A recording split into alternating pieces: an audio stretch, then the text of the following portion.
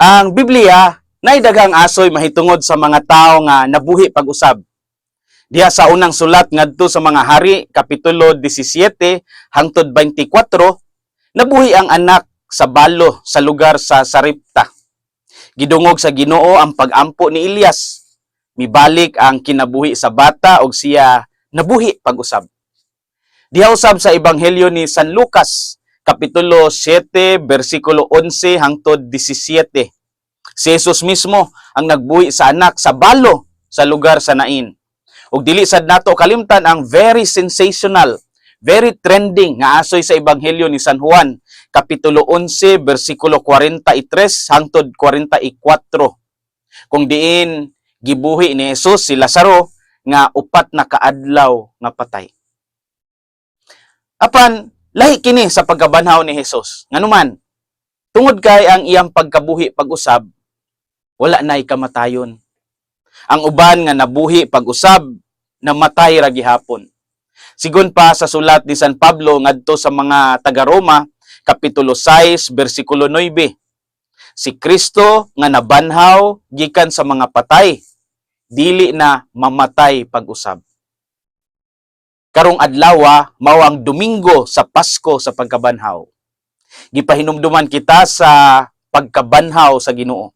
Usa kini ka lig-on nga pundasyon sa atong pagtuo. Karon, unsaon man nato pagmatuod nga ang pagkabanhaw ni Kristo tinuod gayud. Unsa may atong prueba nga maingon tang ang pagkabuhi pag-usab ni Jesus ato gayud nga masandigan sa atong pagtuo. Una, ang wala nay sulod nga lubnganan ang kinalig-unang pagmatuod sa kabanhawan. Wala nay sulod ang lubnganan, si Jesus nabanhaw na. Wala si Jesus gikawat, kaya mga Hudiyo ug mga Romano walay motibo sa pagkawat sa iyang lawas. Ang mga apostoles ni Kristo talawan pud kayo atong panahona og kinahanglang buntugon pa nila ang Romanong mga gwardya. Dili pud nato maingon nga namali ang mga babaye sa pagsulod sa husto nga lubnganan. Kay kung nasipyat pa sila, ang Sanhedrin makahimo unta sa pagpakita sa patayng lawas gikan sa husto nga lubnganan aron mapahunong ang mga istorya sa pagkabanhaw.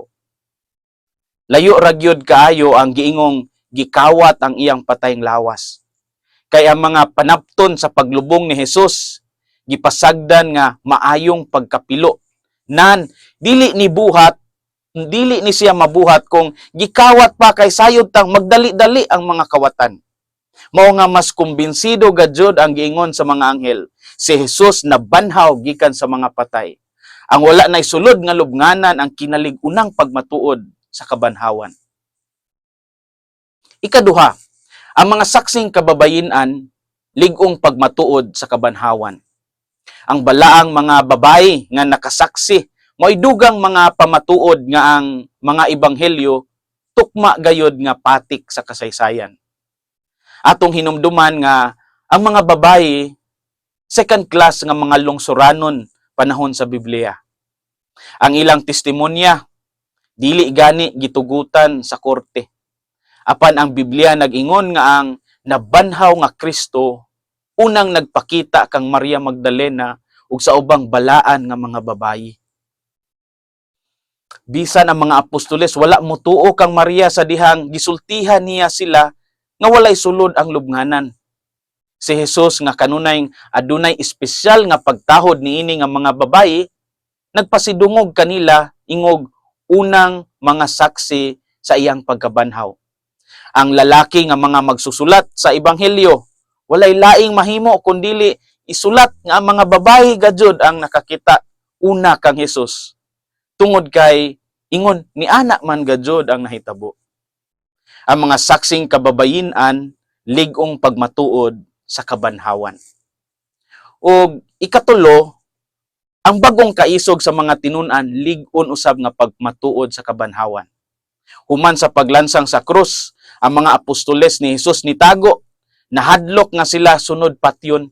Apan adunay nakapausab kanila gikan sa mga talawan ngadto sa maisugon nga mga magwawali. Bisan kinsa nga nakasabot sa kinaiya sa mga tao, nahibal-an nga ang mga tao dili kaayo magbag-o kung walay dakong rason.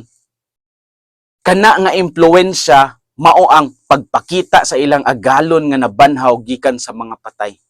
Si Kristo nagpakita kanila sa sirado nga lawak, sa baybayon sa dagat sa Galilea ug sa bukid sa mga olibo. Human makita si Jesus nga buhi, si Pedro ug ang uban nibiya sa sirado nga lawak ug misangyaw sa nabanhaw nga Kristo nga walay kahadlo kung unsay mahitabo kanila. Nihunong sila sa pagtago kay nahibalo na sila sa kamatuoran. Sa katapusan, ilang nasabtan nga si Jesus mao ang Dios nga nagpakatao, nga nagluwas sa mga tao gikan sa sala. Ang bag-ong kaisog sa mga tinun-an, lig-ong pagmatuod sa kabanhawan.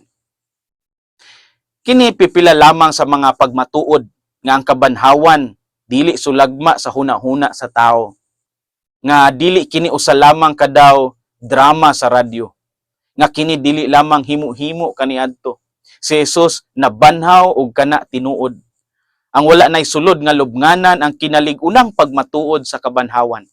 Ang mga saksing kababayin-an lig-ong pagmatuod sa kabanhawan.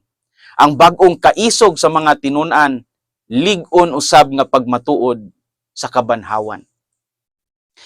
Sa mga mosunod pa nga mga adlaw, daghan pa ang makutlo nato nga mga pagmatuod nga si Jesus ang atong Kristo nabanhaw gayud og nilatas gikan sa kamatayon ngadto sa bag-ong kinabuhi. Mga igsuon, mga anak sa Dios, kung walay kabanhawan, wala tay simbahan. Ang atong Kristohanong pagtuo nakaangkla gayud sa pagkabanhaw kang Kristo. Mao nga angay natong ikalipay ang adlaw sa pagkabanhaw. Dakong paglaom ang dala aning adlaw kay sama sa kinabuhi. Mulatas ta sa atong kaugalingong mga kalbaryo ug mga kasakit. Apan mupadayon ta sa kinabuhi. Sayod nga ang kahayag mulamdag, mubanos human sa kangitngit.